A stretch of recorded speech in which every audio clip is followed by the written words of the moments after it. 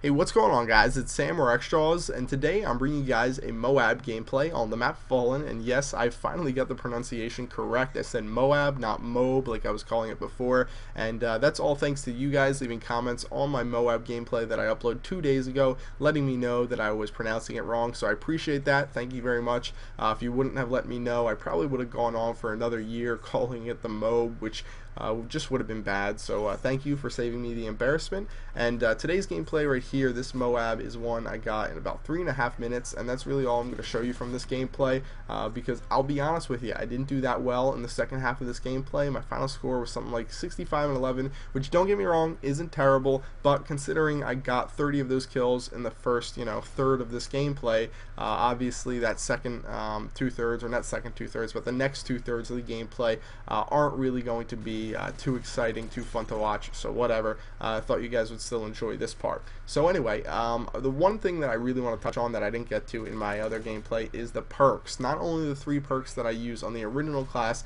that I recommend you guys use if you're going for a MOAB and trying to make it as easy as possible on yourself, but also the next 3 perks you're going to acquire using the Specialist Strike package. So let's go over that right now. The first one I'm going to recommend you use no matter what class you're using, whether it be an assault rifle, SMG, LMG, sniper, whatever, although I would only recommend you go for a MOAB with an assault rifle or SMG if you're trying to make it easy on yourself, of course, is going to be Hardline. Hardline is a good perk because it allows you to get to each of those perk streaks, I'll call them, those other perks, a little bit earlier, and you never know when that's going to make the difference in winning a gunfight or not. Having quick draw or not having quick draw wins me or loses me a lot of gunfights all the time. Quick draw is just a good one that helps you out. There's a bunch of other ones that you can acquire that you can use that'll help you out as well.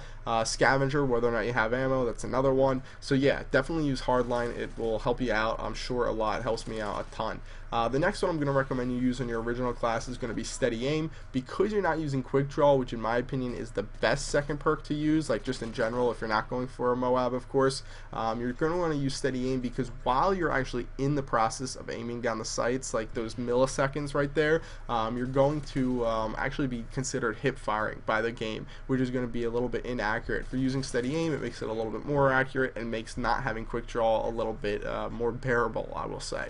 The next perk you want to use in your class is dependent on whether or not you're using an assault rifle or an SMG. If you're using assault rifle, plan to be playing a little bit more defensively, go with sleight of hand, and if you're going to be using an SMG and rushing around a little bit more, go with extreme conditioning.